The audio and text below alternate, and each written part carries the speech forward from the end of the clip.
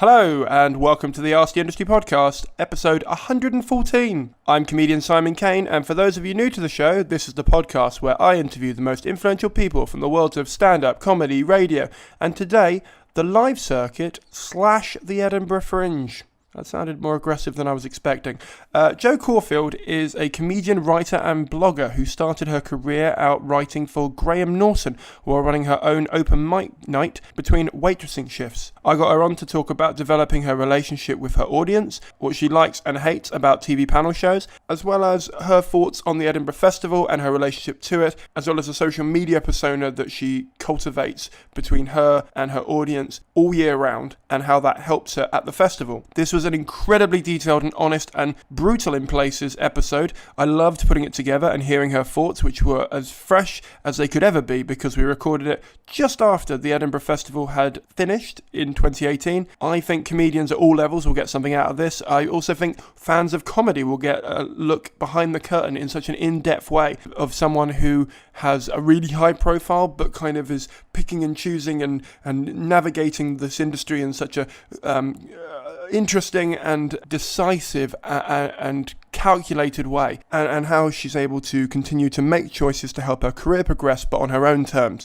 I really enjoyed this and I really loved hearing her. Before I hit play on the interview, I just want to say I've signed up for Edinburgh next year and I have no details to tell you other than that. I don't have the room, I know it'll be sweet venues, I don't have the time, I know it'll be sweet venues, and I know it'll be a full run. Does that help? I don't know. Oh, and I'll be taking Wednesdays off when I get rudely awoken by the dustman, as per usual. So that's all I've got to say about that. I'm about to start previewing in January, February time. I'm also going to be doing a tour afterwards. No dates have been confirmed yet for any of those things, so I'm sorry that is the most vague plug. What I'm saying is check my website and check the show notes for links to my previews as well as the Edinburgh Fringe run as well as the tour, because that's the main thing I'm working on at the moment. That's the thing I should tell you about. It's almost, this is bad because I've gone off script to give you some plugs and it's starting to sound completely DIY again. So I'm doing Sex, Drugs and Other Things I Never Do, the 2018 show from Edinburgh at the Bloomsbury Theatre on the 21st of March 2018. If you have a look in the show notes, you should be able to find the link.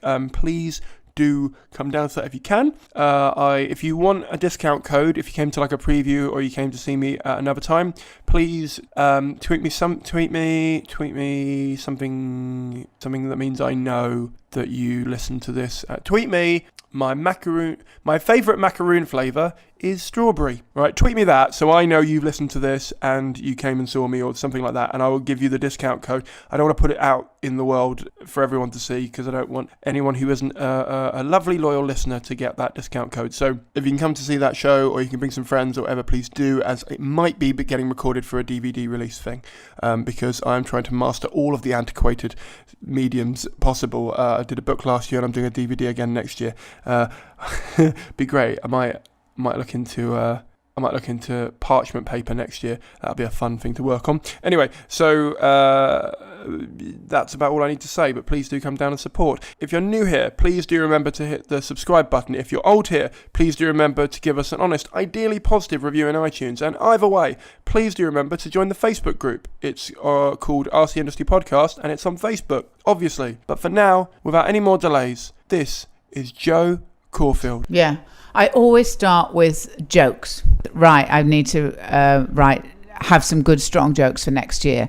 And then I'll put those into club sets, because doing clubs and good clubs is where I go, well, that I know is a strong enough joke, because these people have just come to see a bill of comedy. They're not interested in me remotely.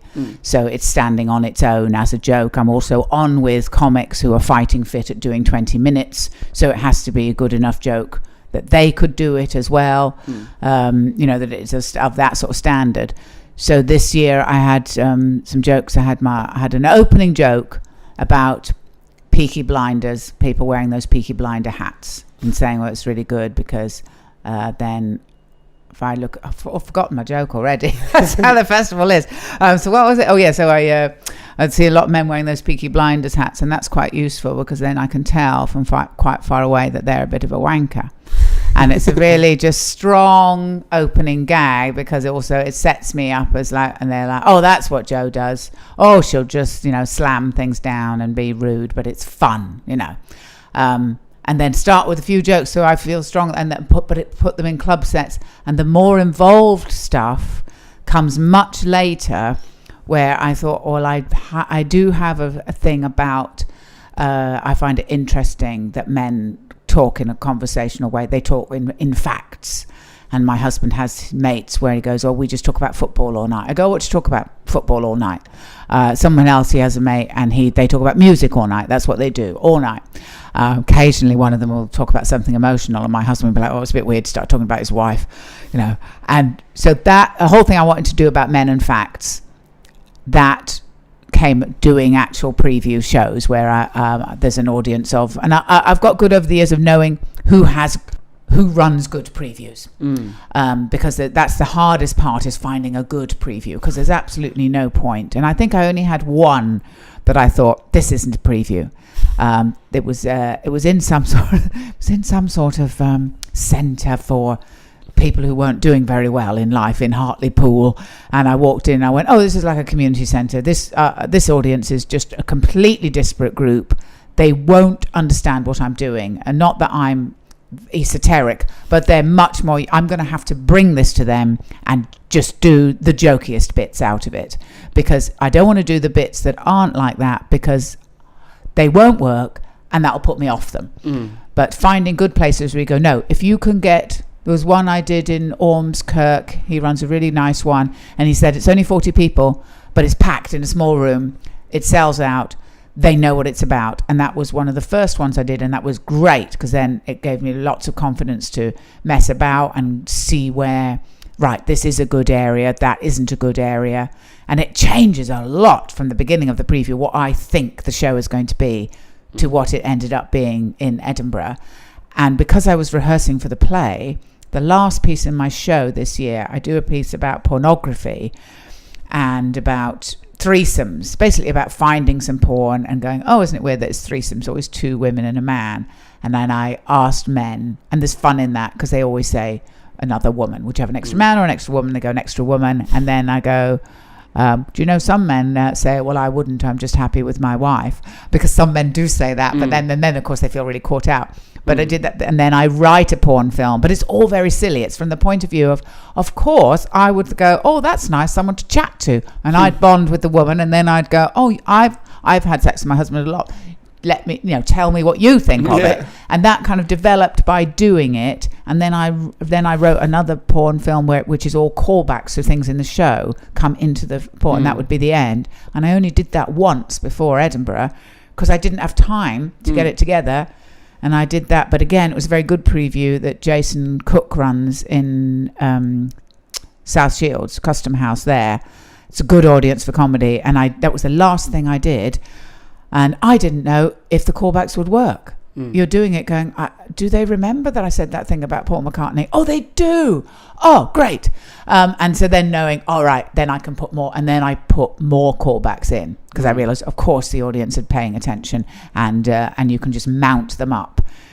So it's a long process, but start early. The earlier you start, more you can get on board, and then I can ditch some. Then sometimes I'll ditch some of the jokes, because I don't need that. That's just a jokey joke. I can put it in a club set, but it's just in the way. It's not taking me anywhere in the Edinburgh show.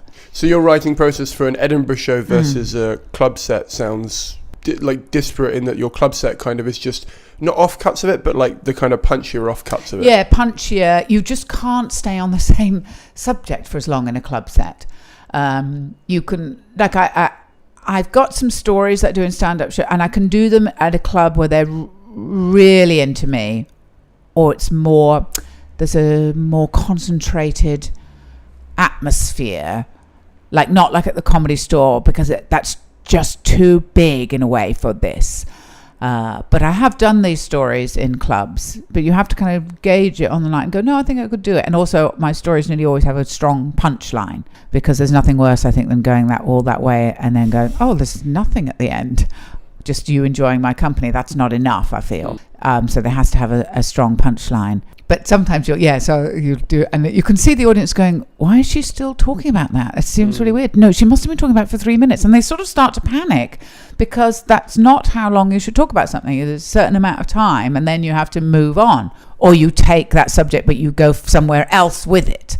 But there is a definite, you can feel it in them where they're going, oh no, this is wrong. What is she doing still talking about that? It's just weird, because it's only 20 minutes. So you can't spend 8 minutes doing one thing. I might spend 8 minutes sort of talking about relationships, but there's loads of things in that bit. But I don't think of it as, I suppose I do, in that sometimes I don't have a place for a joke in the Edinburgh show, but I always keep a joke and then go, right, well, I have that joke, and then I go, oh, that could go with that. That would be a nice run of jokes together. But they sort of always have to be, I don't do jokes, just unrelated jokes. Like I have a list of, these are all about appearance to start a show, or these are all about going shopping, or these are all about TV. So if I get one, then I go, right, then I need to find some others that can put them in a little bundle together. When you go on to a club set, do you have 20 minutes in mind, or do you just go, or even when you turn up to the room, do you sort of think, I know this club, I know this 20-minute works, or would you always go with, actually, I've done that 20 minutes last time, they might all remember it kind of thing, I'll bring out some new bits and mix it up? What's your process for dealing with a club? Funniest thing, just before this festival was, I do always do a set list. I write out a set list. I've got a little notebook. Sometimes I'm writing the same thing over and over again, but just the process of doing it before a gig, I like to do some preparation.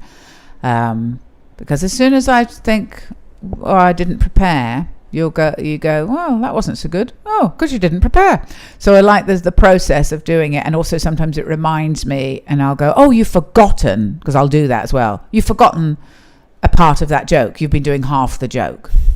So that process of going through it. But weirdly, this time I was thinking, there's some stuff that I did in my Edinburgh show last year that has only just now got really tight and punchy for a club set, where I can do it in a club set and it becomes a slightly different thing. And I was all excited about that and going, now I've got to ditch all that. But I can bring it back, and knowing now I can bring some of it back. I can't remember which bit it was, but there was certainly a bit I went, that's really, really working now in a club. And I suppose it's because it takes you that long. Some things you know straight away, right, that's straight into a club set. That works. But other longer pieces, you go, I don't know if I can do that in a club, or I'll try it and I go, it's not quite. And then you do it a bit more, and then things get tighter and more clubby. So I will then now, because I've got stuff in this show Edinburgh, like the threesome thing, I think, that can definitely work in a club, but it'll be different because it'll have to be shorter. But there's fun in asking people a question in the audience where you know what funny lines you can do about it. It's not just randomly asking them a question. Like last year I had a thing about couples' names, that me and my husband, I don't like our names, I say. And we don't sound fun. Who's coming round? Joe and Stuart. They sound, those two old Scottish men, they don't sound fun. So I would ask couples their names and then invent a whole thing about their names. And it was just fun. And you could see people going, wanting to be asked, going, I hope she does us. And if they've got a good name, like an interesting name, you could see they would say, well, I'm Arabella. And then you can take the piss out of them for loving their own name so much. But also just being very rude and like, I had a Chantel and a Dean the other night.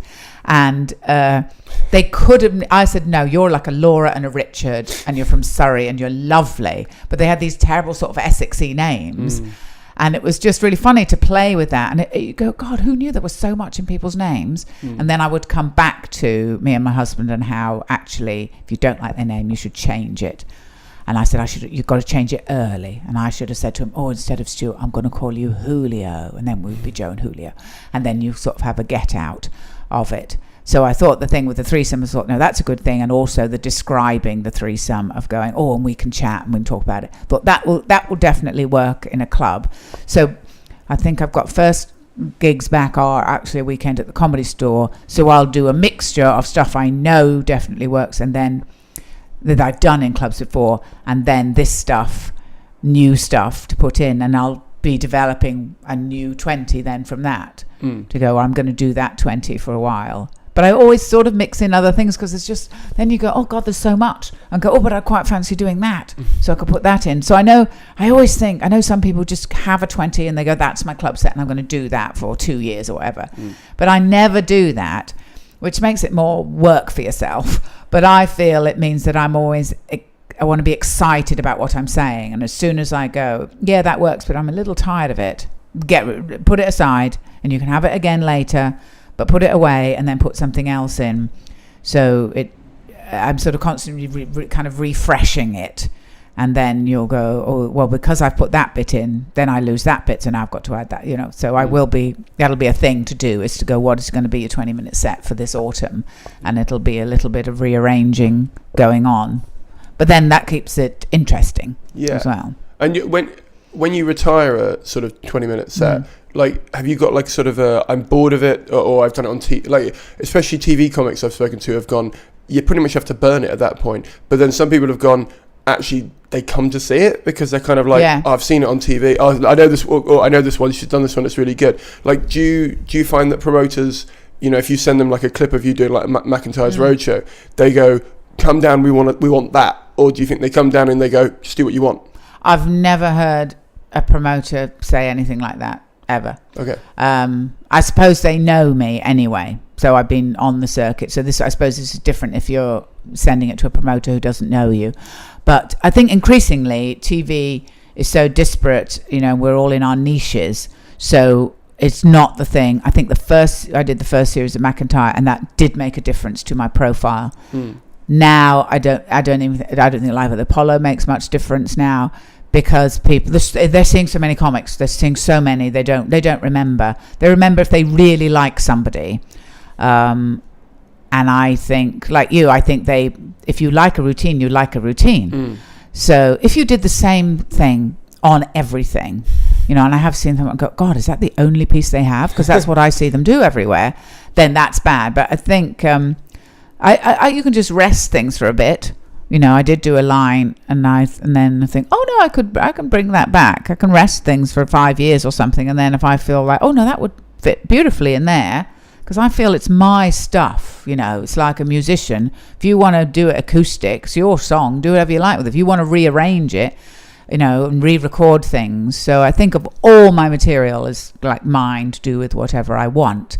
So you can bring things back and you can revamp things, or you can go, oh, I didn't know how to do that before, but now I know how to do it. Because you get better, or you change, or you have new skills. And you go, oh, I used to not be able to do that sort of thing. Oh, I think I could do it now.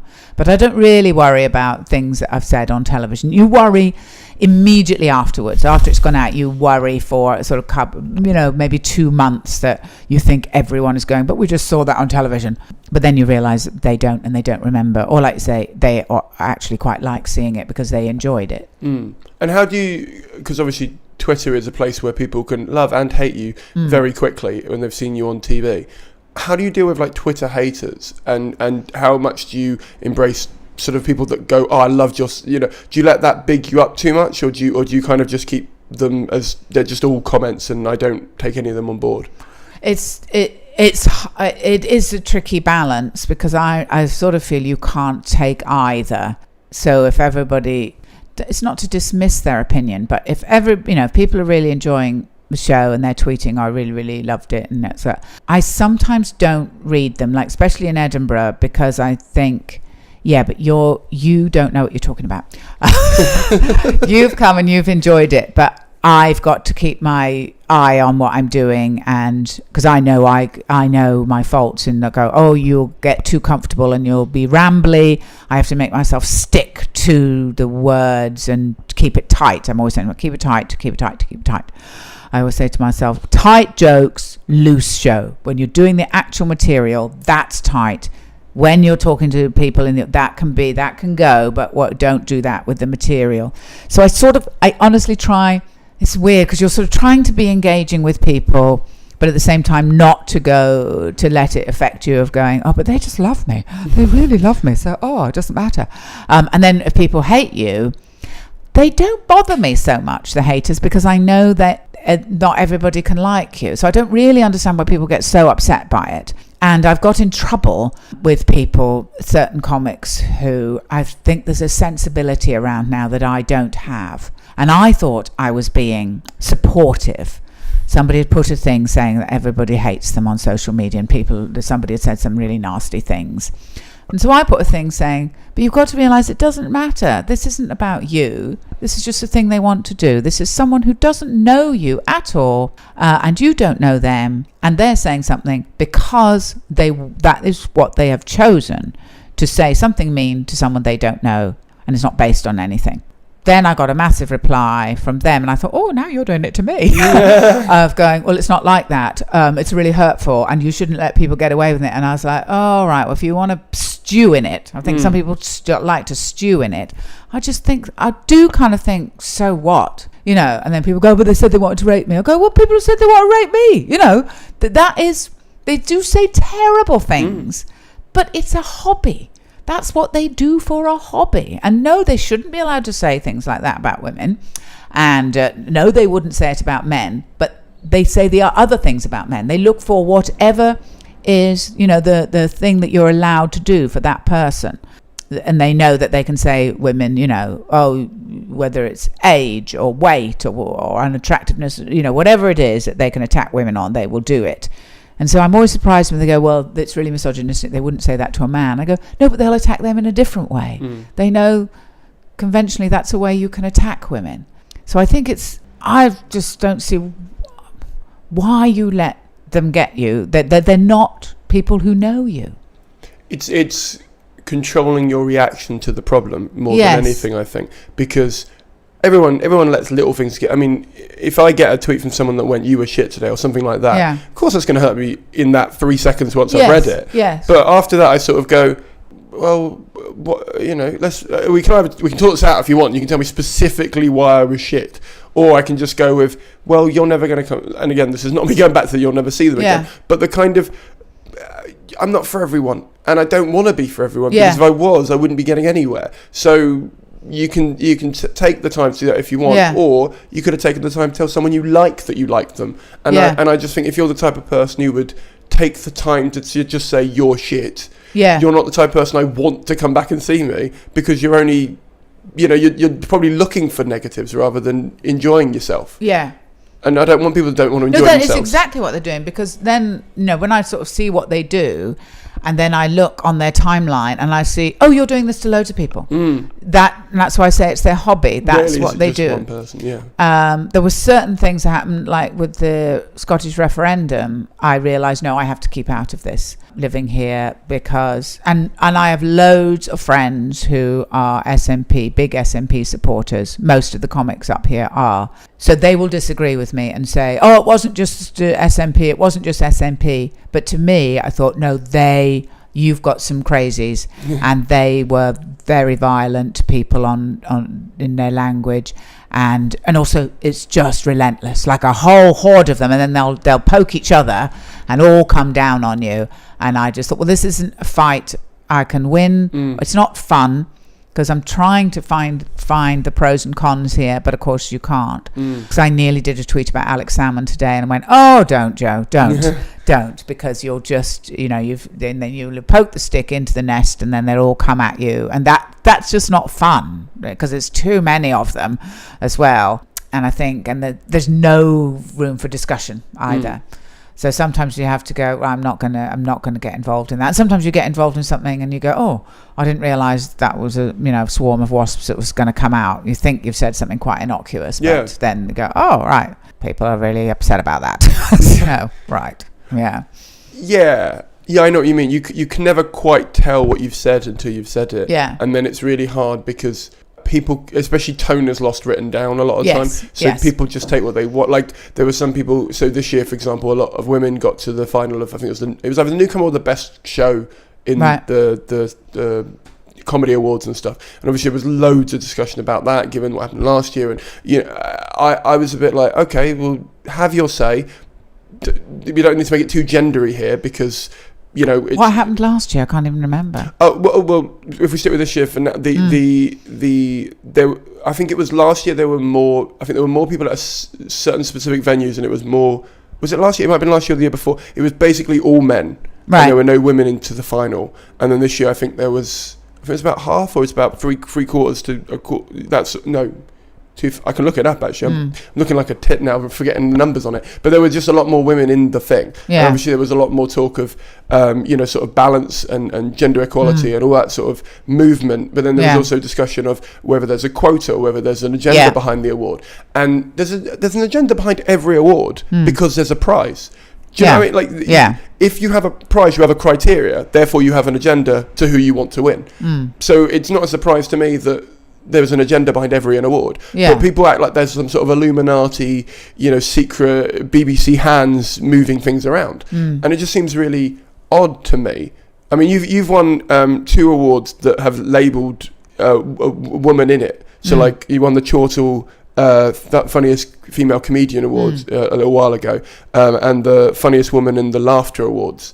And I wondered what you thought about gendering in awards. Well, I'm very over awards. Okay. So the fact that you're talking about that, I'm like, it proves it to me. I have no idea what happened last year.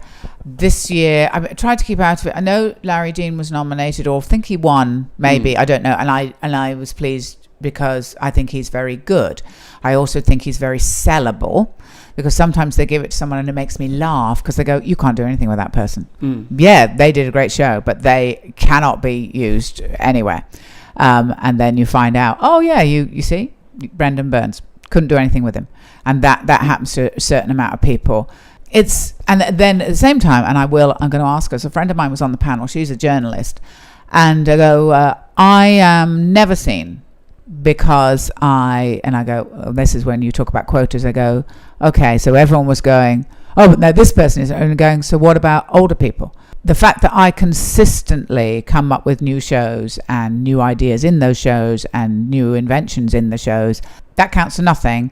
I'm just not on the list of shows that you go and see. So that to me means, there's so many comics that I go, so they're not remotely considered. None of these people. Andrew Maxwell, he's not considered. He's an amazing comic. I always learn something. He's always got a great opinion on whatever is going on. We're not in it, so to me, it's not a whole comedy award, And also, it's sort of.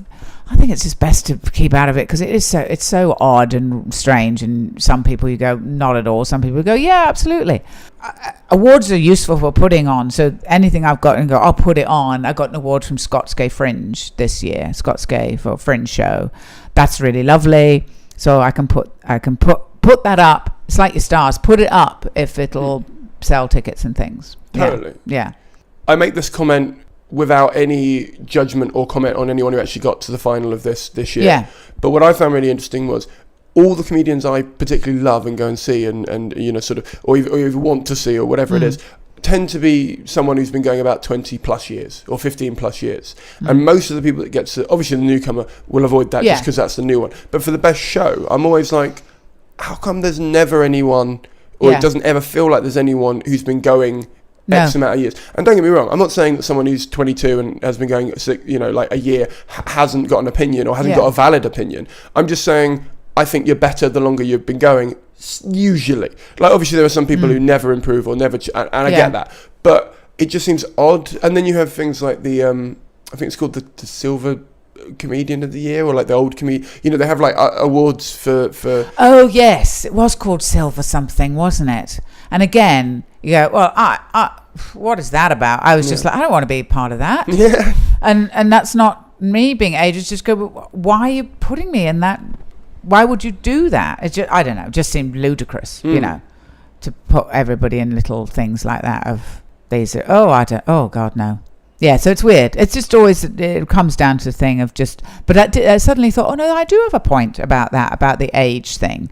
And and I was thinking of it for things like, if it was a Booker Prize or things like that, would you go, oh, Hilary Mantel, she's getting on a bit, let's not read any more of her books? I thought you wouldn't do it in something else. You would go, oh no, we presume people are getting better. If you're artistic and you're working at something, there's a journey in your work. But no, it's like after, maybe 10 years, that absolutely are not considered, at all. Do you know which awards or which credits you put on your poster actually sell tickets? Do you ever check with them and be like, did you come because of this? Or did you come because you were flyed? What brings people in now for you?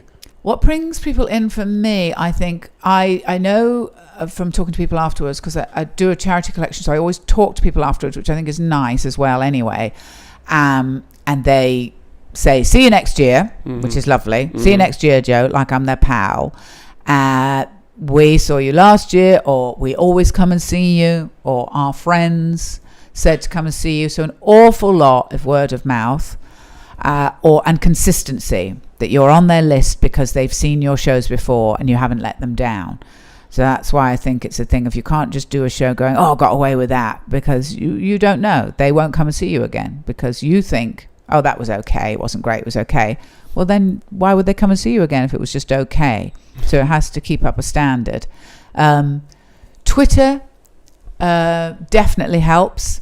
And I sort of cultivate people, which sounds awful to say it like that, all year, but I have a relationship with people. And you can learn things either side as well, which is what is lovely about Twitter.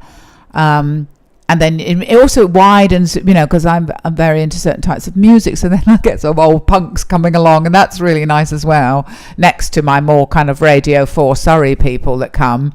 So it's quite a mixture of people. And the other thing, in actually Edinburgh, I think what really works is any kind of show, where those lunchtime shows where you do a bit of what you do, whether it's Mervyn Stutter or Joss Jones does her showcase show, and people decide to buy tickets from those. Or I know doing Michael Parkinson's little chat show, those kind of shows, people will fight to get a leaflet from you because they're actively looking for what can we buy tickets to, and then they will go and see you from those. I don't think late night shows pointless. Just do it for the cash if you need the cash, but people don't buy from that. But the actual terms of all, the big leaflets, poster thing, I like you had said earlier, I have some posters that are mostly in my venue. So I have no posters around town at all. None. I think in your venue, I always put up posters because I think if they've seen something else, it's convenient, they're nearby. You get lazy, or you think, well, you know what, we've got an hour and a half till the next one, we've got to walk that way, why don't we see one more here, kind of thing. And I know that about 10% of my audience we were in the venue, which is quite a chunk of people that just were like, it's the right time and you're here, so why not? And if they're going to take a punt on you, you want them to be slightly invested, obviously, but if you can make that happen and add a few more people into your room, I think it's worth doing. But I don't put posters up all over the place, because I think it becomes just white noise. I think they don't know what's going on. It's an awful lot of money. I also don't pay for PR. I do it myself through Twitter and contact papers. You can really do all that yourself now. I don't know what people are paying for half the time. And then also, I'm lucky because I've been doing it a long time. I have contacts in terms of people who know I'm here, like Radio 5 got in touch with me, or they got in touch with the stand to say, oh, we'd like to have Joe on. So a lot of things that people are paying PR for are going, oh, well, they got in touch with me anyway. I can do that anyway. So, and all those little things, you don't know if they work or not. Oh, but they did. That was it. And then I did the afternoon show on BBC Scotland. Grant Stocks, I do a radio show with him up here. And I had people come that night who said, oh, we saw, and then the next day, and they said, oh, we saw you, it was a live recording. That was the one I cancelled you for. It was the live recording, the BBC tent. And people from seeing my chat with him, not from listening on the radio, but again, from physically seeing you be funny in front of them, went and bought tickets. So all those things in Edinburgh, I think, do work. If they see a bit of you being funny live, they go, all right, let's... even things like doing STV, I don't think that makes people buy tickets. But there's something about, oh no, you've proved it in front of them. That's worth spending money on a ticket. I went too far this year. I overthought posters, and I got a box made which just had a hole in it, and it just said, "Please do not look in this box." And it had my poster in it, so I was like wheeling it out places, hoping people would like look in it. Because, it says don't look in it. It's the Edinburgh Fringe, why would you not? No one looked in it, because everyone thought someone's going to jump out or something. And so I was like, I've spent all this time and effort doing it. But I thought it'd be fun to hide your poster and make it a little challenge for people to find. Went the complete wrong way, because it just wasted a lot of time and effort. But I think you can do that, though, when you overthink marketing. You just have to keep it really simple and go, right, did that work today? Let's try it again tomorrow. Let's see if it builds. And then every day you sort of think, okay, like you said, late night shows, I don't find people, but I find the earlier shows do. Yes. Like lunchtime shows. Absolutely. People come down immediately because they're like, oh yeah, we haven't got a slot for that, and they're there then. Or, you know, oh, we haven't planned today. Oh, great, they were really funny for 10 minutes at midday. If they can be funny at midday, what are they going to be at 9 p.m, you know? They're going to be amazing. Absolutely. Yeah. And also, I mean, this year, all I did in flyering, and that's why I've got a ton of flyers left, is because of where the stand is and because there's nothing in St Andrew's Square, so geographically the festival is moved away, so there's no passing trade there. It's pointless flyering around that area. So the Brexit play, I thought, that's 300 people in the Pleasance courtyard. They will, and it was a good part for me, so I thought they will like me.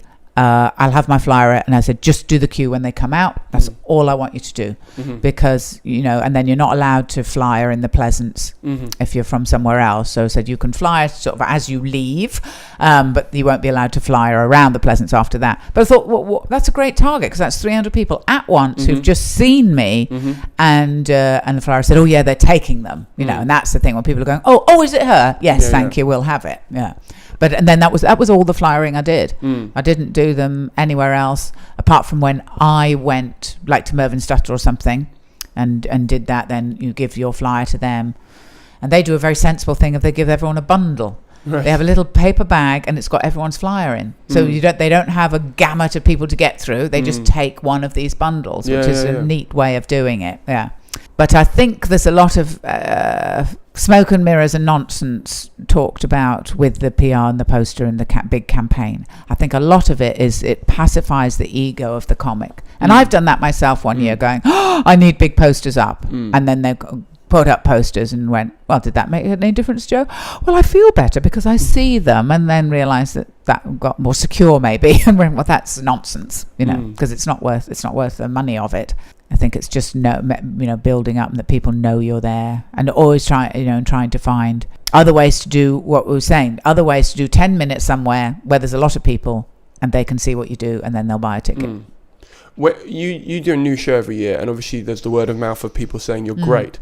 Do you find that creatively, specifically the second part of that, creatively constricting? Because if they're telling each other, oh, she's great, she does this, if you come along with a new show that's a bit experimental or a bit different or a bit, it's got new ideas in that you've not covered before or something like that, do you ever find that they're coming for something different and a bit, not disappointed, but they're a bit like, oh, they said that she does a lot of stuff on X and she did a lot of stuff on Y and we were do you find that ever, or is that? I think I'm quite honest in that, honest with myself and with the audience in that I wouldn't give them something that was totally different to what I normally do without saying that. Right. Like, I think they come to my show, well, they know my personality, so I think they know, right, Joe's it's funny. It's funny, and I even say to them, like, and I do like about 5 jokes, and then I go, if you haven't seen me before and you're going, oh, what's the show about? What's the show? Is this it? Yes, this is it. This is what I do.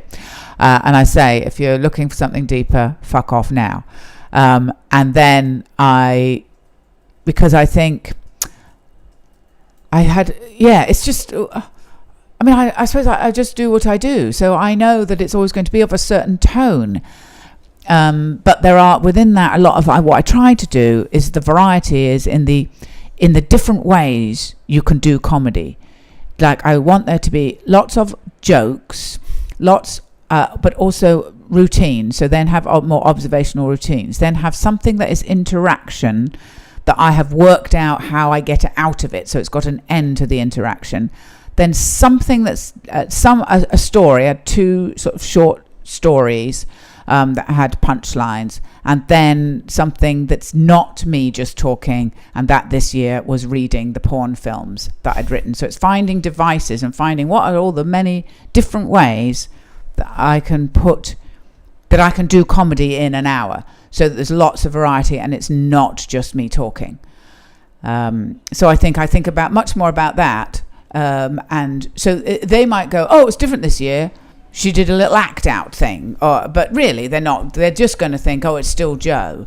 Like, I thought if I want to do something, because I've been writing a lot about grief, I thought if I want to do something about that, I would do it the afternoon, and I would be very clear this is a different show. Because I think it's not that you're not allowed to express yourself artistically. You've got to tell them what you're selling. You know, if you go, we always go to Jo because it's really nice. She does a lovely pie, and you get chips. And I don't often need a starter. And then we went, and it was just salad. She just gave us all salad, and there was no warning that it was going to be salad, and that's not what we were in the mood for. Then, you know, I don't think you have a right to say, well, I wanted to do something different. Well, tell them it's going to be different, and maybe don't charge, you know, £15 if you're doing something different. I did have a thing in this year. I think comics should be much more aware of what their shows cost. Yes. I got very frustrated this year because there are a lot of comedians who were charging what I thought was a ridiculous... I mean, this is the problem. I don't know what their venue costs. I don't know what their split is. I don't know. And I also don't know what their extra costs are with, you know, like I said, PRs and managements and stuff. But there were some people I was like, you know...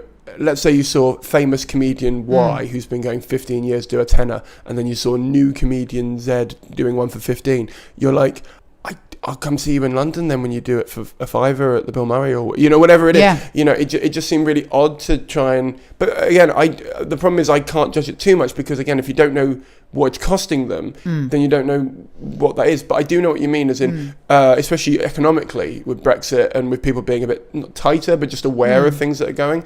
I kept everything to a fiver. Every show I was doing, fiver, every preview, fiver, every tour show except for 2 are a fiver. Because it means I don't have to think about it. If someone says how much the ticket, I just know, and it's easier. But also, I know I'm not charging an excessive amount, and it feels like a nice round number. Yeah.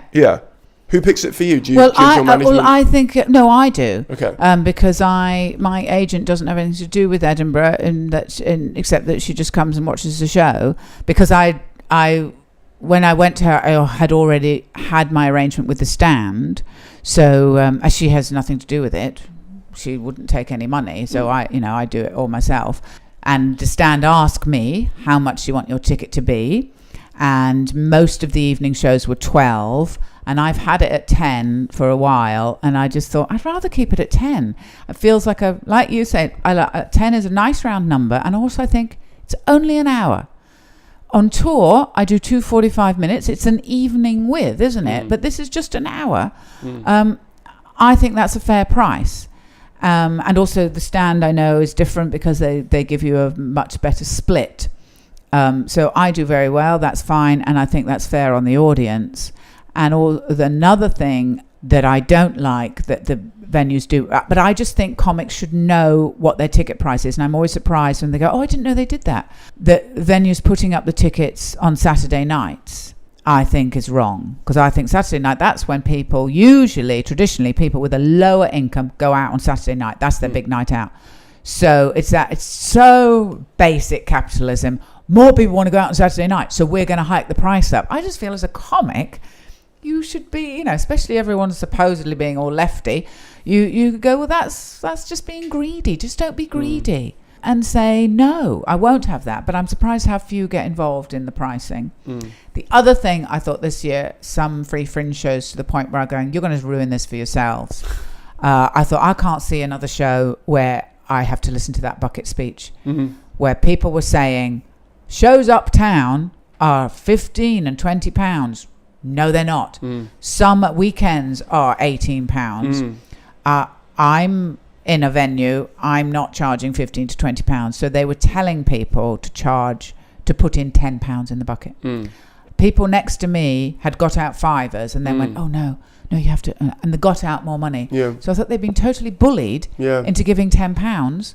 That's not the point of the whole point of the free fringe. Was people going to were going to see more shows. They were going, oh, it's great, and people would say, oh, it's great, we book in the tickets for the shows we want to see, and then we just take a punt on things. And we saw this person, it was great, and we told other people so, and then they're getting an audience. But then as soon as you're saying, oh, and it was £10, well, now they can only see 2 shows instead of 4 shows. People are getting, and I thought, you're going to spoil this for yourselves, and it's greedy and it's not fair, and you don't have the same costs that people in the Pleasance are having. That's an expensive place to go because the deal I don't think is great. But you're not spending the money that they are. I just thought it was totally unfair, and I just thought it's short-sighted and greedy. But bullying's sorry, I didn't mean to interrupt you, but bullying to me is a good way of putting that, because I felt when I went to Free Fringe shows, I felt less pressured because I know the system a lot better than I feel a general punter would.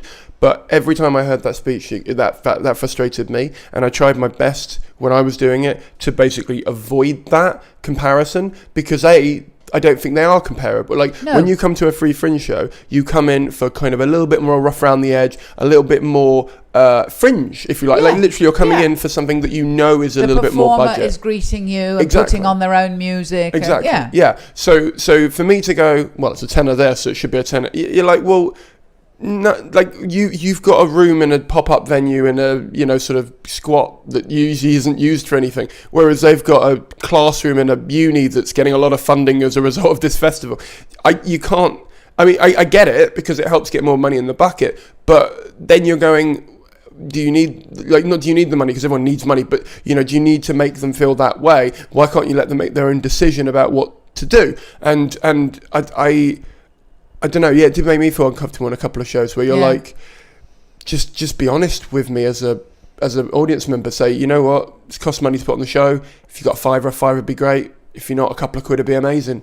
And also, if you don't enjoy it, I always put this in, and I say, if you don't enjoy it, just look me in the face, say thanks, and leave. Like, I'd rather you didn't give any money. I know it sounds really arrogant and sort of like in a privileged position to say, well, I can turn down, but it's like, I've offered you this for free. I've offered you this for free, and as a part of the ethos of it, because I was with PBH as well, as part of the ethos of this, I've said it's free before you've come in. Exactly. So I'm asking you for an optional donation, and I know some people, were sort of not. Again, this is bullying is probably too big a word, but they were saying, don't steal comedy, give us a donation, all this sort of stuff, and you're like, how can you start if you're hoping they come back, like we were saying before, how can you start a relationship with an audience member by saying, don't steal my comedy? You let them in for free. Yeah. It's like paper ticketing your show and then going, give me that tenner on the way out because you clearly had a laugh. Yeah, that's totally not what it is. It's not stealing your comedy. Like you say, it's called Free Fringe. The idea is we'll put out our show and then it's up to you. Be lovely if you think it's worth £10, fantastic. But I bet you don't think that about every Free Fringe show. No. Some you're going, do you know what? It's £3. Yeah. Or it's £5. And that to me was the whole point of it and why it was so great. And also that it was like, hey, open anywhere, put on a show, but it's not the same expense. And I think it was helpful for some people to share the audience around more. People were able to go to see more shows, but they're not going to if they went, we had to pay £10 for that one. Also, it's a pay-to-play festival. So naturally with pay-to-play festivals, I think I don't write off the money, but I automatically assume that if I'm going to pay it, like I'm going to pay anything towards it, just assume that at some point you might get it back from like a tour thing, but it probably won't be direct from the festival. And I obviously there's people that like yourself who can make it work as an economy. There are some people who have their agent and chuck them in a big room and then they hope the tour will pay it off like I used to do. But if you're paying to play, like with a pay-to-play gig, like we have a lot of them in London, you kind of can't turn around afterwards and go, I did well, didn't I? Can I have, you can say it'd be nice next time if I could have some money, but I feel like turning the table, like the bait and switch act of doing that to an audience member doesn't set that relationship off on the right path. And I'm not against them, the comic making money, obviously. No, and I thought that was what was great. I thought, well, this works for everybody. Comics making money. The punters are getting a good chance to see more shows and cheaper. But now the comics are tipping, some, not all of them, but some are tipping the balance too much in their favour because they've got greedy and gone, this is a cash cow. And you go, well, you could run it dry then. You'd be careful. Yeah, definitely. Well, let's talk about TV. Yeah. Let's move on from Edinburgh and talk about panel shows specifically. Do you enjoy panel shows? I enjoy them once they're done. And I think the last time I did Have I Got News For You, I did enjoy it because I had good stuff.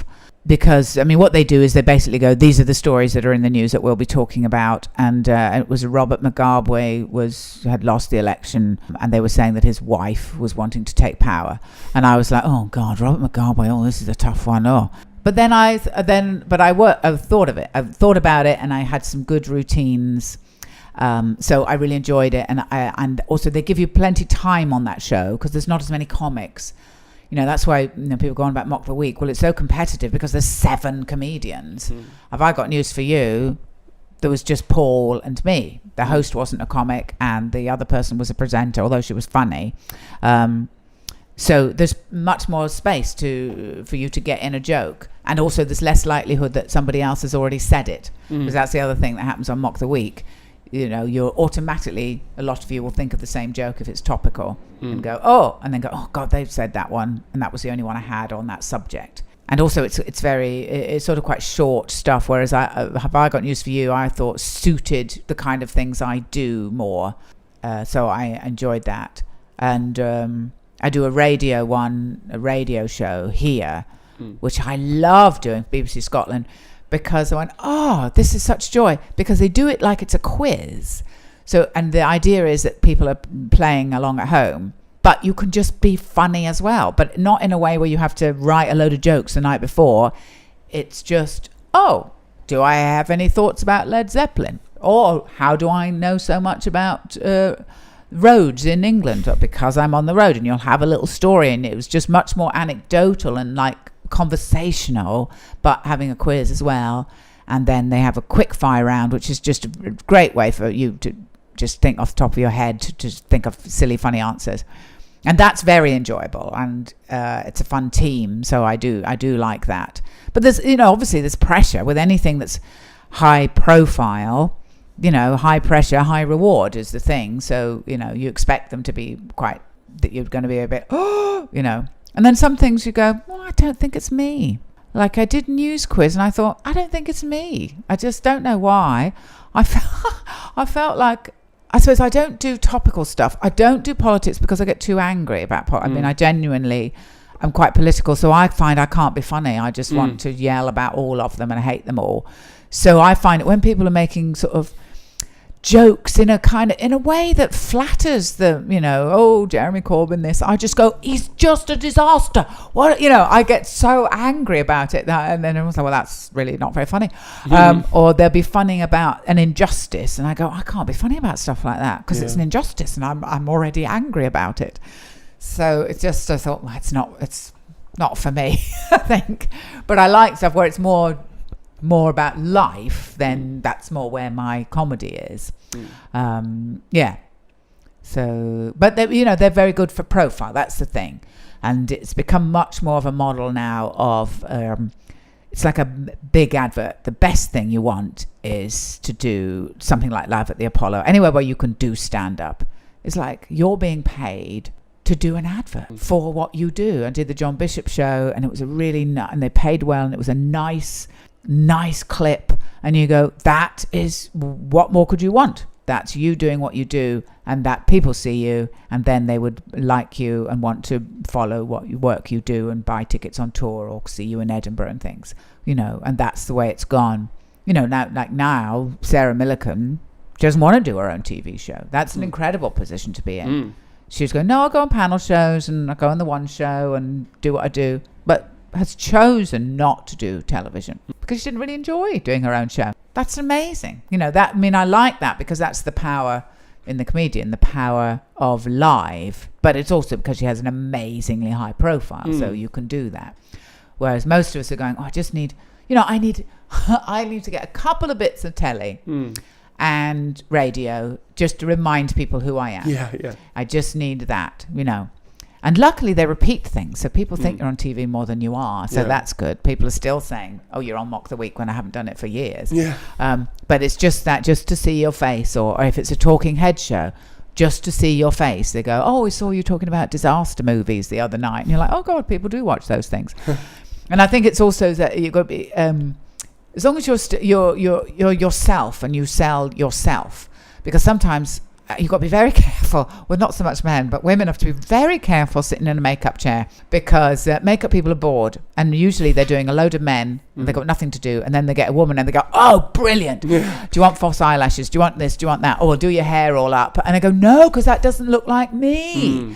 And so a few times, and I've seen women, I go, oh God, you've done them up. And somebody once said to me, I really like you on telly because you always look like yourself. And I went, oh good, because I've seen some people and go, well, it's not really a good advert because that's not you. You don't normally look like that, which is confusing, because people should know what you look like and just be able to go, oh yeah, that's that person.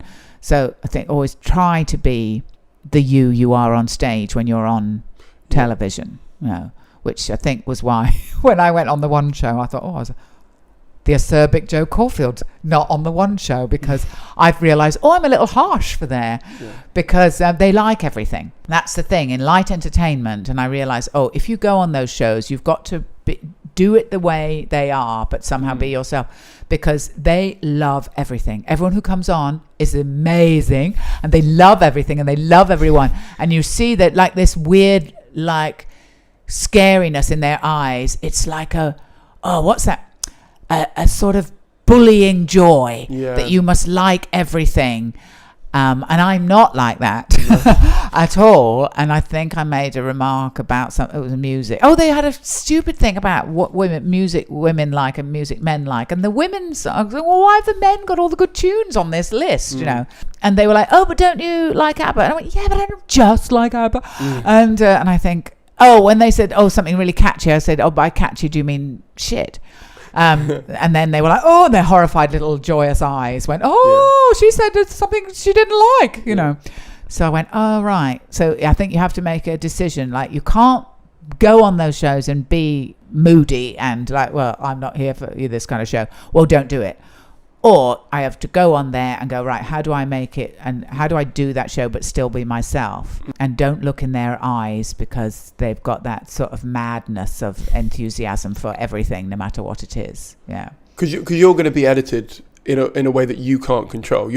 Most comedians who go on those shows don't have the power to say, I want to see editorial control, or I want to know what's going into it. Yeah, no, you don't at all. No. So no matter how much you try and play yourself, at some point they might edit you to look slightly different to what you are, or edit a joke or put it in a different order to make it look slightly different, like you're more combative than you were. Have you ever felt like edited in a way that has made it look different than when it was at the time?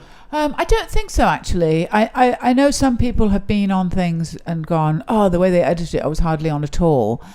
But I think I know that, especially with panel shows, I know you've got to be funny in every subject. There's no point going, I was really funny about the Robert Mugabe thing, and then I didn't do anything on the next one, and then I did a tiny thing on that. But they'll put in all the Robert, because they go, well, do you know what, dropping Robert Mugabe completely.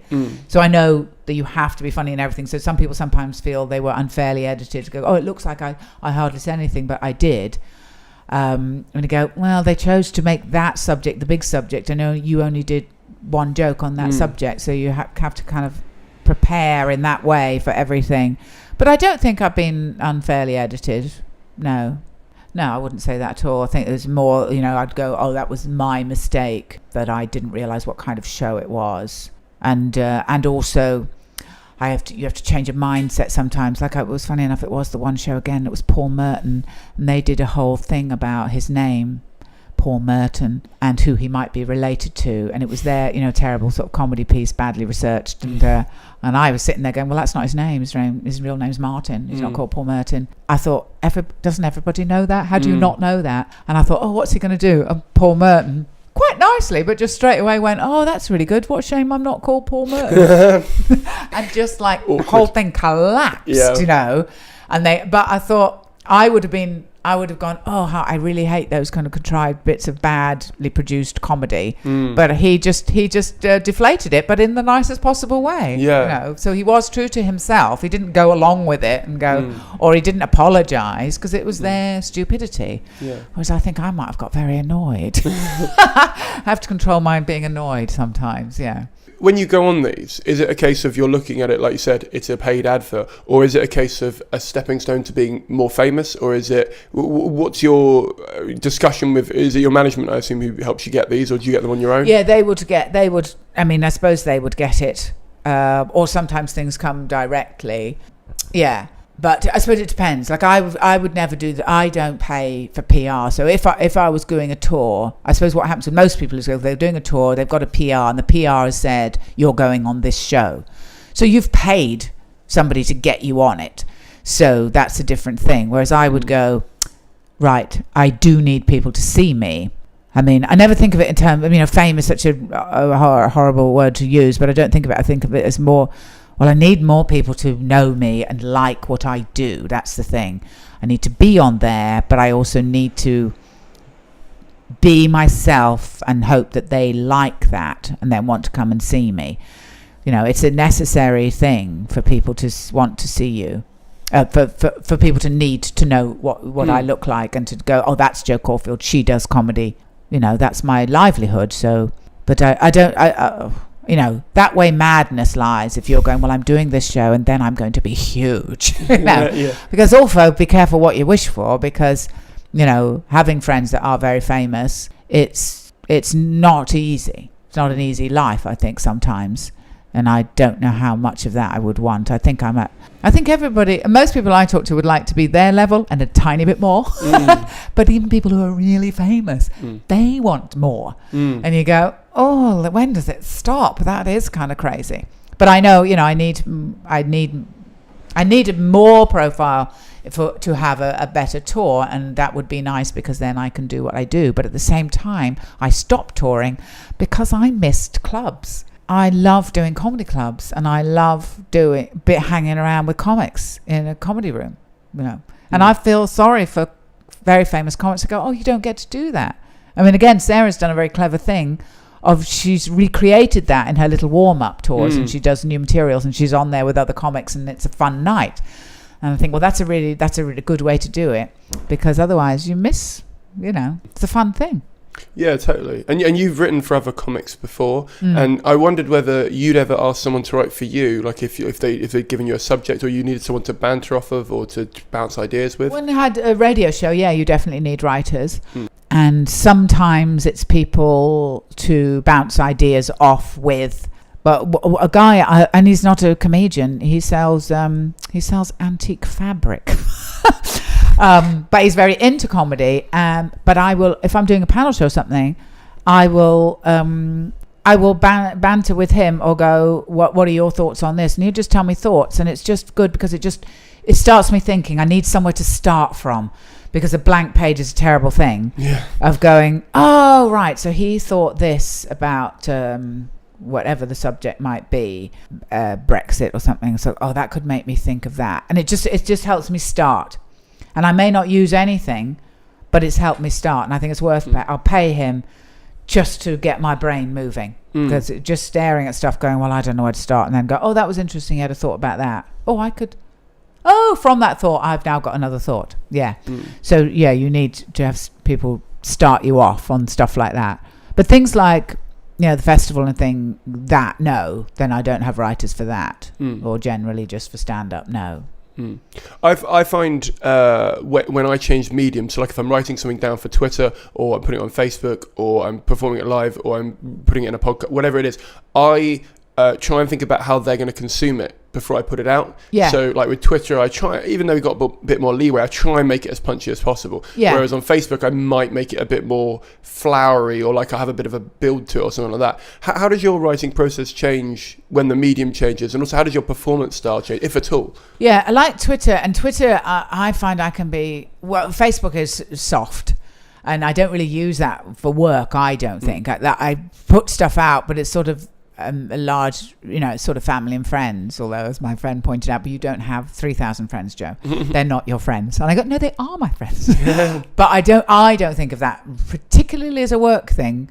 But Twitter, because it's much more punchy, isn't it? And the nature of Twitter, I think, especially people following me, they know it's a joke. They know it's a joke, and they know it's going to be maybe quite harsh. Yeah. And they go, and it's weird, the people who retweet, like Alistair Stewart, the guy who reads the news, he retweets me all the time, because he'd come when I was supporting Rory Bremner. He came to one of those shows, and we had a bit of a laugh, and then next thing I know, so I'll say to him, but I put everybody involved. I'm asking him, right, get Mary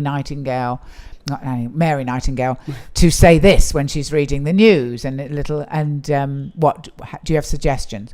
Games, people love a game, and I like the game, and you'll say what suggestions, or I'm always asking people, music suggestions to walk on, and they get to make a joke at my expense as well.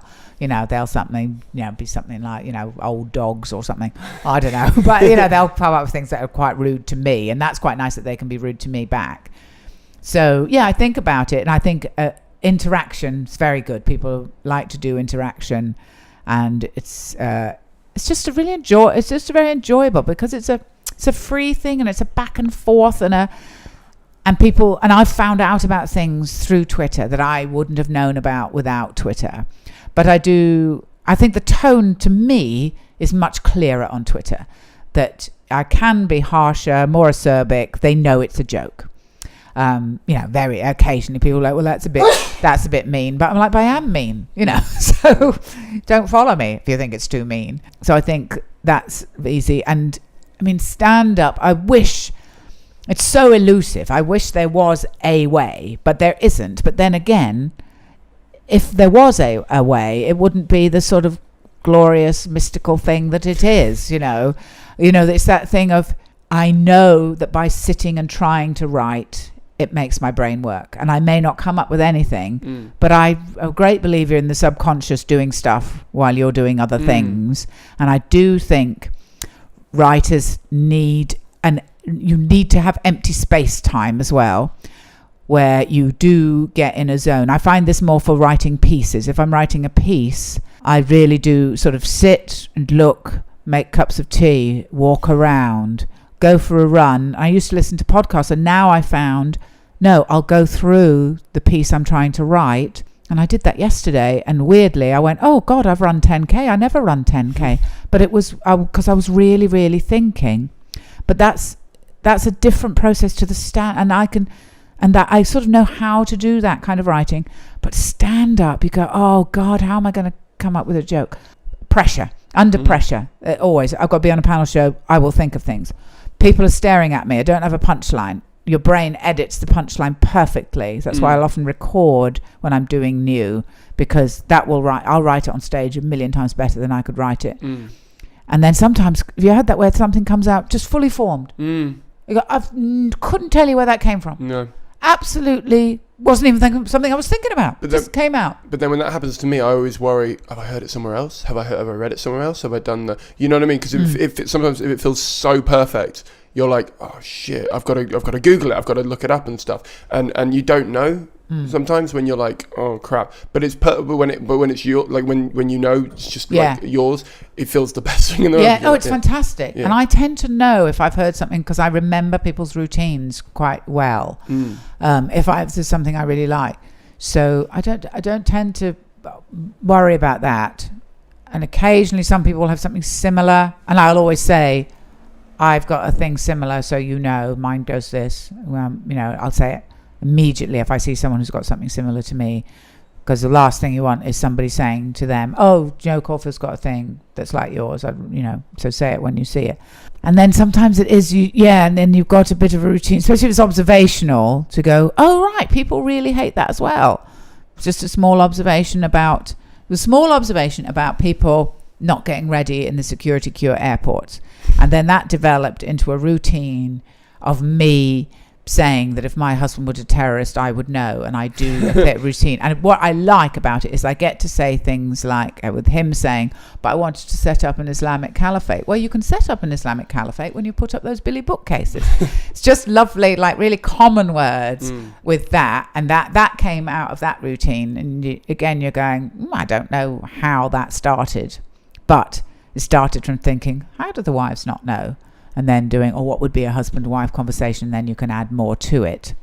And then the whole routine that I had for the last couple of years that sadly has had to retire was the whole customer service, with people asking how you are. And that became a huge thing. And because people were in the audience going, yes, because they were really angry about it. And going, I'm fed up with people saying what you're up to today. It's none of their bloody business. No.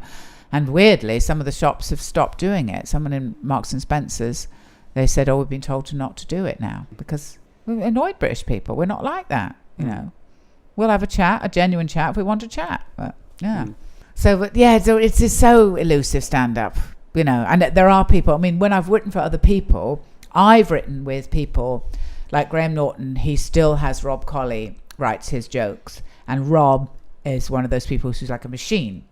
But I'm like, I can give the ingredients, and I will go, right, this is what Graham will think about this person, and we would sort of hammer things out. But he could sit on his own and then come out 2 hours later with a page of jokes, and I couldn't do that.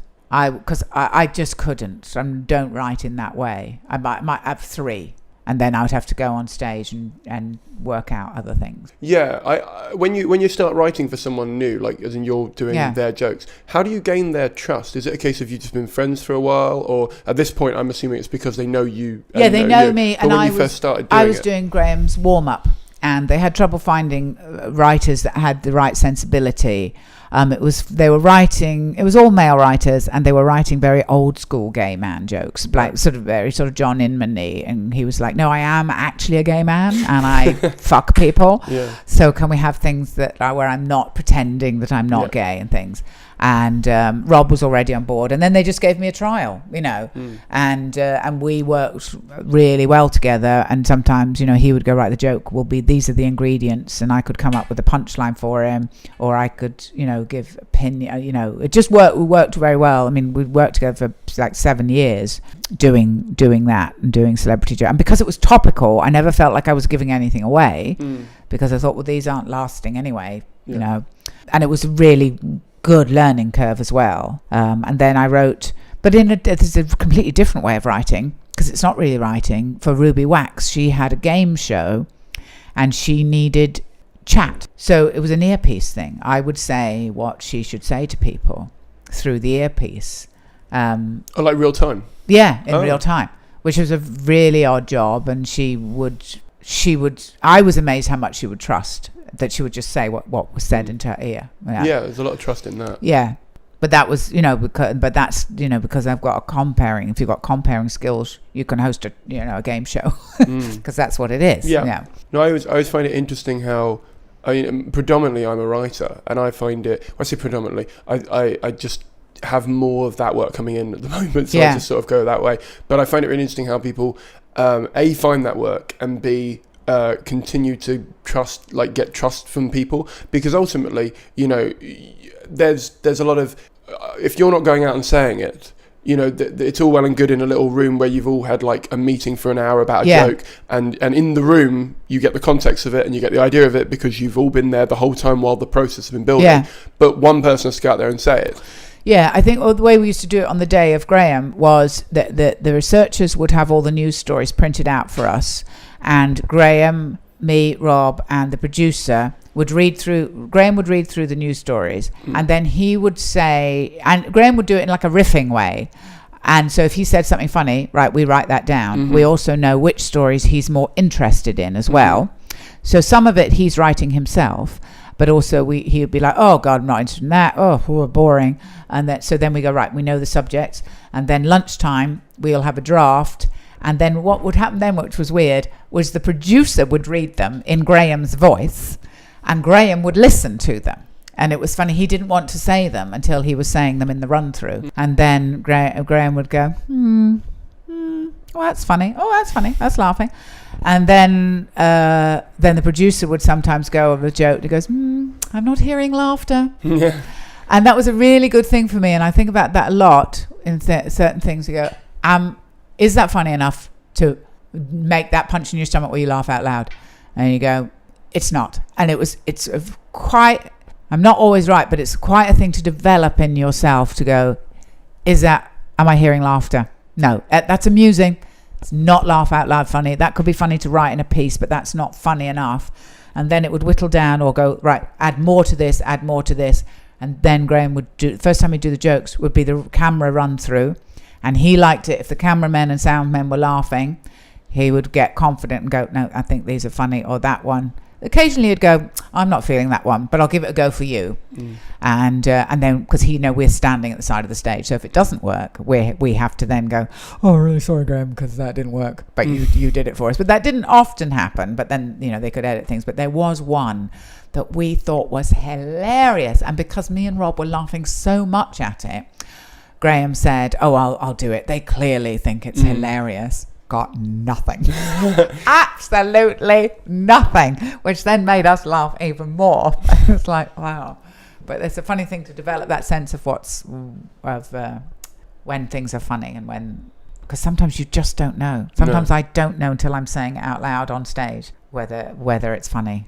It's like I often see comedians go on stage and go, well, that worked on Twitter, and you're like, yeah, but it works written down. It doesn't mean it's working. Completely different. Yeah. Oh, completely different. I mean, it's different mediums. I think there's hardly anything that I would put on Twitter that I could that would say out loud. And the only way I thought I could use it was one year I thought, well, why don't I read my tweets? And then I went, why don't you write some jokes that you can say out loud? That they can't just read before they get to the show. Yeah. That they're probably searching for when they're seeing what you're about. So it's a different thing, isn't it? Yeah. I think the only exception to that is one-liner comedians. I have a few friends who are one-liner comedians, and obviously they're going to test them out on there sometimes, and they'll sometimes work in both.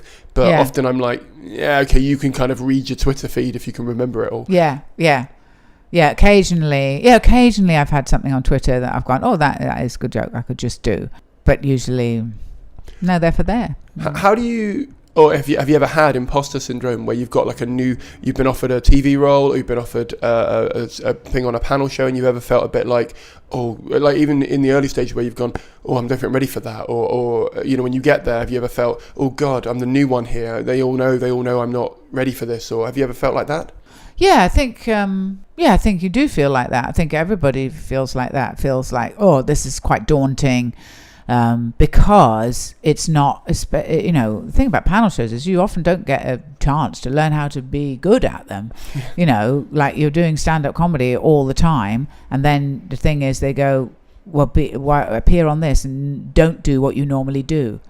And you're like, oh, great. So this is my big chance, but I don't get to do what I normally do. Okay, this sounds really a good idea.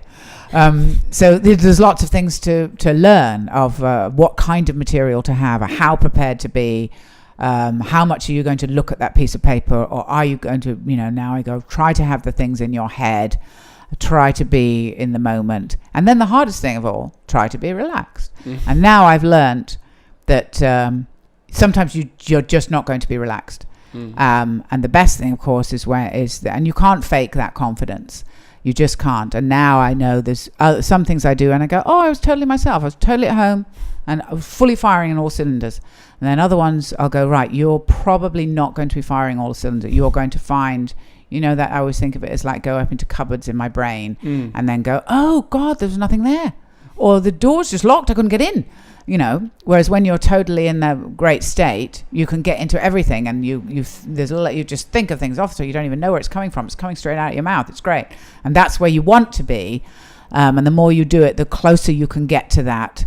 But I would still say at certain times I'm going on something and going, I think some of the doors are going to be shut when I try to go to them, and but it's doing it more that you get more relaxed and at peace with being able to use all the facilities you have in your head, but sometimes you go, oh, they weren't, and that's nerves and a fear and a wariness that can happen as on sort of TV things sometimes. But I think every time I always say yes to things because I think every time you get better, or it's all practice, like I'll do a live chat show or a thing because it's all practice on how do you do these things, because most of the time you're doing stand up, not doing these other weird things. That is how apparently you make your name. I think that's really odd. Is like when people say, like afterwards, normally if someone says, oh, you're so brave or something like that, I think it's because they're watching you do, a thing to 500 people. They don't see that you've done, 2,000 gigs to 50 people and you've built up your skills and you've got better. Like they see the end result and get really worried about it. And I think that's easy to do because they don't have the perspective on it. But it's hard to sit them down and go, let me walk you through all the gigs I've done to get to a thing where I feel like I'm not just winging this, or I'm not, taking up your time, or you're waiting for the better act, or whatever it would be. Yes, yeah, and it's also knowing your persona and who you are that you can to take to the other places. It's a hard thing. It's like if I was doing a corporate, I'm still me. I'm still Joe the comic. I will still be acerbic. I will still, be rude to people. And make fun of them, and it's I think it's taking yourself in whatever medium and it's still being your comedy self is what you learn to do because you've done it for so long on stage that where that person is. Definitely. And I read a thing. This might not be true, so I read it online. So you never know. But I heard that you were working as a waitress, and you were saving up to sort of start your own comedy club, and then you met your now husband, yeah, and you decided to give it 2 years, and if you couldn't make it, you would just stop. You see, that sounds very film plot line. Well, or that that I had any idea what making it meant. Yeah, I didn't, and also that makes me sound like I was very businesslike and had a plan. I was, but in a really weird way. I was businesslike and a fuck up at the same time, because I'd left school at 17, come to London, was in a band, had shitty jobs everywhere, and had no life plan at all. Was just going, as long as I can earn enough money to pay some rent. And then I worked in a shop, and I worked in bars, and then I was a rockabilly, and then I sold 50s clothing. And I liked working for myself, and had a market stall and things, and I sort of I always kind of wanted to work for myself. I always liked that. And even when I was waitressing, I felt I was working for myself because I got my own tips, and you could do more shifts or less shifts or things. And then I'd gone to drama school for a year because I was thinking, everybody seemed to be I realized the people I was hanging out with were a bit younger than me, and they suddenly started going to college and things, and I was like, oh fuck, I should have a plan. So I was like 28 or something, went to drama school for a year, and one of the exercises was stand-up comedy, and I really thought about it. Now, this same time I'd been watching, I remember seeing a TV show, and this is how the thing, I have a memory for routines. And it was Jasper Carrott, and he'd gone to America, and he'd filmed in, pretty sure it was Catch a Rising Star or the Improv in New York. And it was one of those brick walls, we'd never seen that before here, stand-ups. And I just thought it was the most amazing thing. Jerry Seinfeld was on there. This is how long ago it was, in that he had a routine about women using heated curlers. I think weirdly they do. I bought my niece some for Christmas. They do, but it was the old-fashioned ones. I remember my mum having like Carmen rollers, and how you could put baked potatoes on them. And women, when they put their perfume on, he going, why do they have these spots behind the ear? That's a spot behind the knee, behind. And I remember that going, I really like him. And then Ellen DeGeneres was on there, and I thought she was amazing. And Paula Poundstone, she did a routine, because I really liked, because I was waitressing, and she did a routine about working in the International House of Pancakes. And she said a throwaway line of living my dream. And I thought, God, people still say that. And then she went, and if people were mean to me, I would touch their eggs. And I was like, that is so good. And again, it was that thing of, these are just people talking. I haven't seen this before. This is amazing. I had a love for it, but I didn't know it was a thing that people did. And one of the students went and did a open spot at the Comedy Store, and that's where I went down to see them do that. Jack D was on, Mark Lamar was comparing, Sean Mio was on, and Mike Haley was on, who did impressions. And I was blown away by it. The guy doing the open spot had died of death, but I was like, but how did you get it? And he went, well, you phone up and you ask. Really? Like, you don't pay, you don't have to go to college. This seemed to me like, because I was also, that's what I thought, how do people get proper jobs? I have no idea. I have no skills. I've hardly any education. How do they do it? And this was like, and then I went to the Comedy Caf, and I won the competition the first night, because a lot of people do, because you're like full of it. You don't even know what you should be afraid of.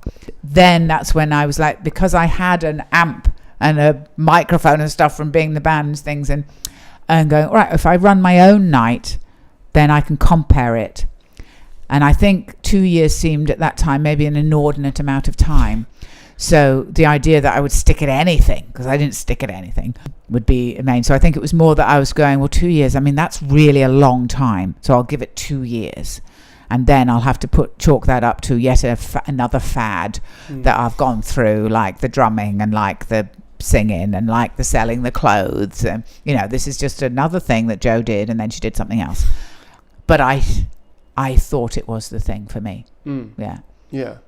And when so from when you started that idea to when the 2 years were up, what did you think making it was when you first started, and what did you think it was by the end, and how did you achieve that? Because you've carried on, so I assume you had, but not being able to do any waitressing shifts, right. Like when they said, can you do this night or this night, I went, I can't really. because I've got gigs. I can't do any weekend nights. So I go, well, you can't be a waitress.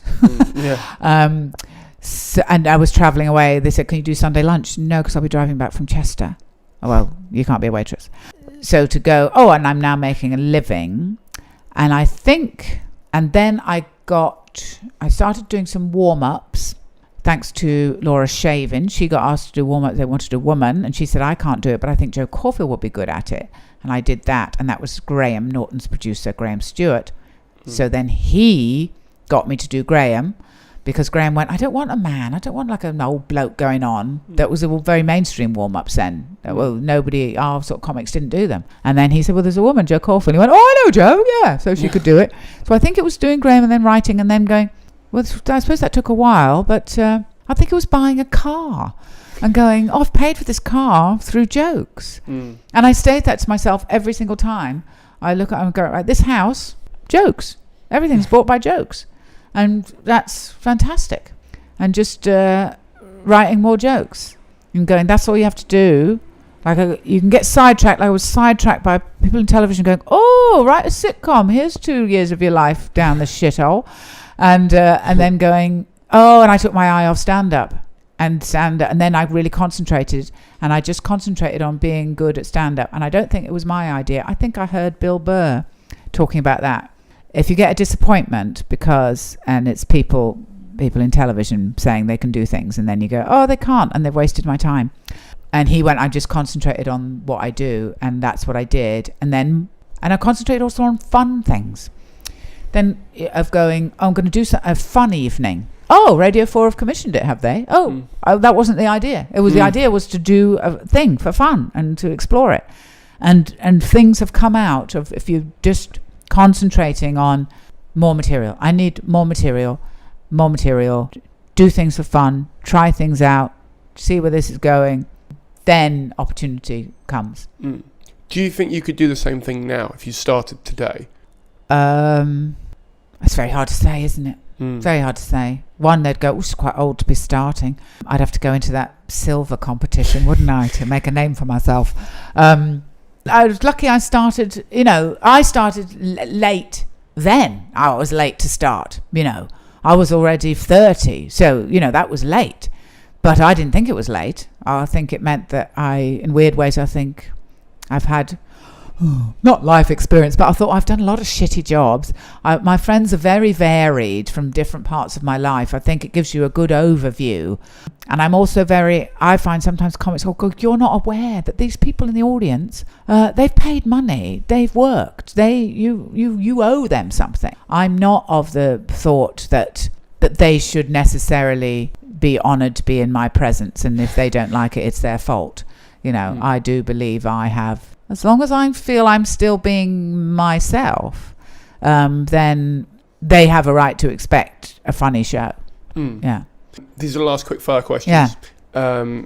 I think I know the answer to this one based on what you've just said, but I'm going to ask it anyway, and we can, a lot of comedians call themselves comedians because that's the way they like to be labelled. But obviously their financial earnings show them as doing something else. Would you say that you are a comedian regardless of if you earn more money from like TV work or from writing work? How would you like to be labelled if someone said you could only have one? Comedian, because I would qualify by saying that everything I do is comedy. And if I were even writing is comedy.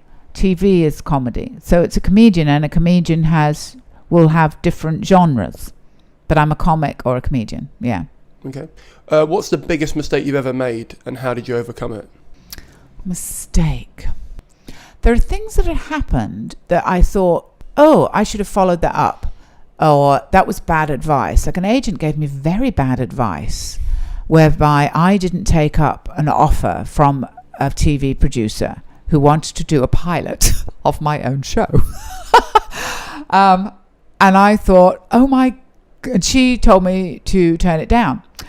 And then after that I was going, my God, that was such terrible advice. What it was a conflict of interest with production companies. And I thought, then I realized, oh God, she was totally wrong. There wasn't a conflict of interest. And then I thought, do you know what? I wouldn't have been ready. I wouldn't have been ready to do it. I think I was a slow learner. I think it took me a long time to find myself. And that's all part of the thing. So Biggest mistake? I probably will think of one, but I am a bit like, well, who's to know what was a mistake or what was actually, well, you wouldn't have done that well anyway, but that led to this, so that ended up being a good thing. Yeah, or I'm quite controlling about my career. So when you've had an agent that would maybe want to take you on, you go, but they're a very controlling agent, and I don't like that. I like that my agent basically leaves me to run my own career, because I don't like being told what to do. I think that's why I'm a comedian. So in that way, I go, yeah, because I do things in my own way, and I like that. So I'm sure I should say there's a huge mistake, but I can't think of one. Or I'm very clever at making myself think it's not a mistake. Who do you think is the most underrated person in the industry? Well, it's very hard, because I don't want to say a comedian, because then that means that I'm saying that they're not successful, and they might go, but I am successful. Or it might mean that I'm saying that I'm forgetting to say somebody else. Yeah, I'm not sure I don't mean underrated as in they're not successful. I just mean people who you think maybe haven't been given just haven't got the level of notoriety, whether it be within their little group or within a certain subset of people who go to comedy. It doesn't mean that they're not famous. It just means that you feel they're sometimes overlooked. I think, and funny, because I thought, I always go and see a show, Gavin Webster, I think does suffer from being a Geordie, because I think he does clever shows. He does a show in Edinburgh. He doesn't do what he does in clubs. He has a thought, and he goes, right, I'm going to pursue that thought. And I think there's very funny things in it, and there's also some clever ideas. And it is that thing, you go, if you were Oxbridge, I think a whole load of people would be flocking about and saying how clever and interesting you are. But they're not, because you're an ex-engineer from Newcastle. Okay. What do you think is the biggest problem in the comedy industry, and how would you go about solving it? Well, I feel I don't have any problems. I think people just have to concentrate on the work, do the work, write the jokes, tour about. If you do the work, and then some people, I think they think they're doing the work, and you go, no, what you're doing is, when you come to Edinburgh, hanging around in the Loft Bar, you're thinking that somebody's going to give you a career if you meet them. If you do the work and are a good comic, things happen. I think Patti Smith, there's a quote from Patti Smith, and she said it. She said, don't think about making money. Think about creating good work and working with good people and making a good name, and then your name will become currency. And I think that's very, very true. I would normally end by asking what's the best bit of advice you've ever been given, but I know you have an advice blog. So I've changed it for you, because I don't want you to go, you could just read my blog. Yeah, why have you not read my blog? Yeah. Two, what was the hardest lesson you've ever had to learn as a comedian? I think I've learned a lesson, sort of, you learn it over and over again, and it gets less. I don't think there's one hardest lesson. I think not working hard enough so you're not prepared for something, thinking, I'll get away with it, and then going, you didn't. Taking an opportunity, say TV or radio, and then thinking, I don't know if it's right for me. Be brave enough sometimes to say, that's not right for you. And that's a hard lesson to learn, to be able to go, no, that's actually not for me.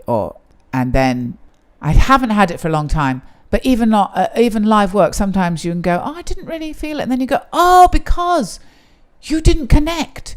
You know, it'll be a really basic lesson of stand-up that you went, you just went out and you started, and they didn't know this about you, or they didn't know that, or you didn't.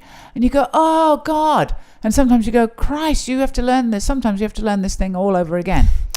I mean, as I say now, I think that's less and less, because I think I've learned it so many times that I do prepare and I do connect, and I do, because I go, you can't be doing stand-up this long and come off stage and go, why didn't that work? Because of, something really obvious. Yeah. But I think for years you learn that lesson over and over again. You learn how to do stand-up over and over again. And you'll go, there's always a reason why a gig didn't go well. Very occasionally, it's because it's a room full of people drunk and on coke who are really loud, and your microphone didn't work and it's unplayable. But very few places are actually unplayable. No. No, I agree with that. Well, thank you very much for coming on. Thank you. That was Jo. Hearing her take on writing for other people, as well as how she has had to change her voice to fit with Graham Norton's, as well as what she loves and hates about panel shows, and just every part of this was a joy to put together and edit down, and I felt like it was just packed with so much information. Not unlike her blog, she has an advice blog, which is always the bare bones of what you really need to know if you want to become a performer, or I think the blog is called something like Things I've Learned as a Comedian. I can't remember. I read it on an intermittent basis, so I should know that, but I just can't remember what she actually calls it. If you Google Jo Caulfield blog, you should be able to find it. All of her advice about Edinburgh Fringe was like holding gold in this episode. I really felt so privileged to hear her thoughts on it and her opinions on how it was working, and I really hope you enjoyed it as much as I did. If you'd like to thank her or myself, our Twitter handles are in the show notes. Please do take a minute and thank the guests, because it really means the world to them and to me, and it shows them that there is a listenership that is listening to this and enjoying it.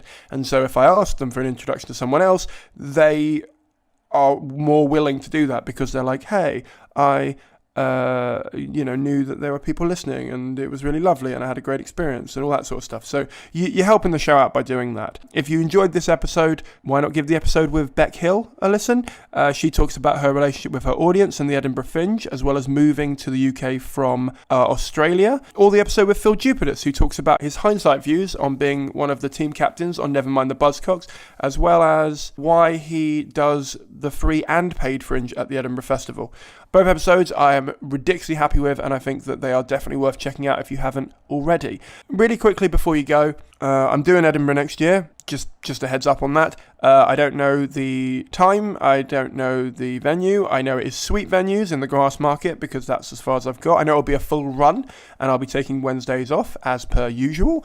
Otherwise, I don't have any other details for you, but I just want to flag that I will be at the Edinburgh Festival 2019, short of like a big illness or the festival shutting down for a year or something like that. I'll definitely be there. Also, I'll be doing previews from January through to July, and I'll also be doing a tour afterwards, which I'm working with someone on at the moment, but I don't have any other information. I just want you to be aware that I'm working on stuff. Like that is the information I'm trying to give you. So, yeah, please do come down and support. Also, if you'd like to come and see me do my 2018 show, which was called Sex, Drugs and Other Things I Never Do, I'm doing it at the Bloomsbury Theatre in London on the 21st of March 2019. I am plugging that one specifically because I might be getting it recorded for a DVD release. I say DVD release, it'll be on YouTube and you'll be able to buy a copy at my gigs on a pen drive or whatever. So if you want to come down and you want to support me, that'd be the best way of doing it. I think the code I made for this was, if you tweet me or message me somehow, my favourite macaroon flavour is strawberry, then I will send you privately the discount link for the tickets for avid listeners of the podcast / fans of mine who have come to see shows in the past. So if you want to come and see the show for cheap, then let me know that you have listened to this and I'll definitely get you that code. I just don't want to put it out publicly because I don't want every old Tom, Dick and Harry having access to that. So, yeah, that's pretty much all I've got to say about that. The Ask the Industry podcast is a Fruit That Got in Gravity's Way production for the internet. All elements were created by me, comedian Simon Caine. Thank you very much for listening. Thank you very much for subscribing. And thank you very much for rating and donating if you do, or coming down and seeing me at a preview / the Bloomsbury / Edinburgh / tour. However you want to support me, please do that. I'll see you all in about 14 days' time. Bye.